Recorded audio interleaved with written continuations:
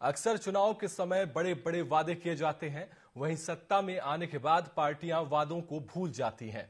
छत्तीसगढ़ के शासकीय कर्मचारियों के साथ भी कुछ ऐसा ही हुआ। डीए एरियर्स और वेतन विसंगतियों को दूर करने की घोषणा राज्य की मौजूदा भाजपा सरकार के विधानसभा चुनाव के दौरान की थी, पर चुनाव जीतते ही 7.5 लाख से भी ज्यादा कर्मचारियों और अधिकारियों से किया गया वादा भूल गई। छत्तीसगढ़ कर्मचारी अधिकारी फेडरेशन के सचिव राजेश चटर्जी से बात की हमारे संवाददाता सुबोध तिवारी ने।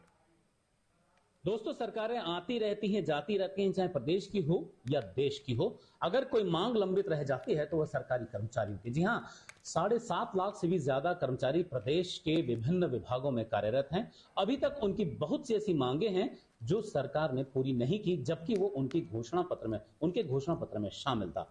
बावजूद इसके मांगे पूरे नहीं होने से कर्मचारियों में काफी निराशा है और कहीं ना कहीं आंदोलन की तैयारी है। इस बारे में बात करने के लिए मेरे साथ छत्तीसगढ़ कर्मचारी अधिकारी फेडरेशन के सचिव राजेश चटर्जी जी मौजूद हैं।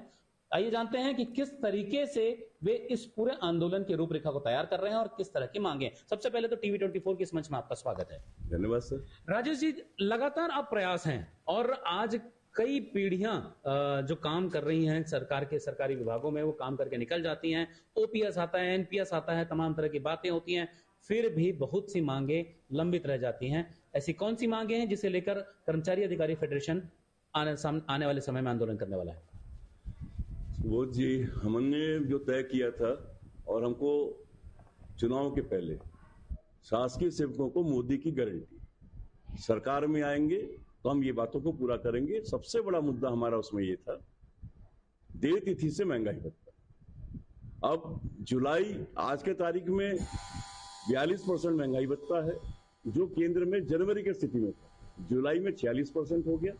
और हमारा ऐसा आकलन है कि 138.8 बिंदुओं के आधार पे AICPI हम कहते हैं उसको, all India consumer price index, उसमें 4% और बढ़ जाएगा।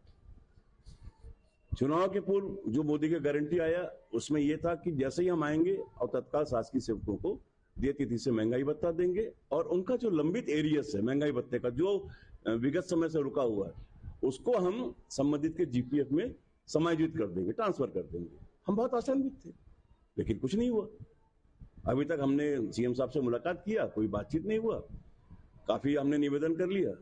अब ये स्थिति आ गया है कि हमारे फेडरेशन ने यह तय किया है कि हम 23 फरवरी को प्रदेश स्तर पर जिले में कलेक्टर को ज्ञापन देंगे, ब्लॉकों में हम SDM को ज्ञापन देंगे, मुख्यमंत्री के नाम देंगे, और अगर उन्होंने निर्णय नहीं लिया उस परिस्थिति में हड़ताल आंदोलन होगा। इसी तरह से इन मांगों को लेकर पिछले बार भी आप लोगों ने, आपके फेडरेशन ने हड़ताल किया था, आंदोलन किया था, काफी कुछ उसका प्रभाव पड़ा था। क्या उसके बाद भी सरकारें नहीं चेती? अब ये दो सरकारों के बीच में कर्मचारी पीस रहा है। हमारा तो ये कहना है कि प्रदेश का जितना भी डेवलपमेंट होता है सुबोध जी, उसमें कर्मचारी मूल कड़ी है। अगर कर्मचारी हमारे पंप ऑपरेटर खेतों में काम ना करे तो खेत में दिक्कत है। स्वास्थ्य विभाग का जो हमारा अमला है अस्पतालों में काम करते हैं, लोक सेवक है। न्यायालय में हमारे कर्मचारी काम कर रहे हैं, न्याय के लिए वहां लोग जाते हैं। जिस तरीके से राजेश चटर्जी जी, जो कि छत्तीसगढ़ कर्मचारी अधिकारी फेडरेशन के सचिव हैं, उन्होंने अपनी बातों को रखा और बताया जा रहा है कि 25,000 करोड़ रुपए से भी ज्यादा अमाउंट जो ये राज्य के कर्मचारी हैं उन्हें देने को है, उनके ही खाते का पैसा, उनके ही मेहनत का पैसा, उनके ही हक का पैसा खजाने में रखा हुआ है, तो अब देने में देरी क्यों? एक तरफ विधानसभा की कार्रवाई चल रही है और दूसरी तरफ छत्तीसगढ़ कर्मचारी अधिकारी फेडरेशन के जो सदस्य हैं वे एक बड़े आंदोलन की तैयारी को अग्रसर हैं। सुबोध तिवारी, टीवी 24, भिलाई।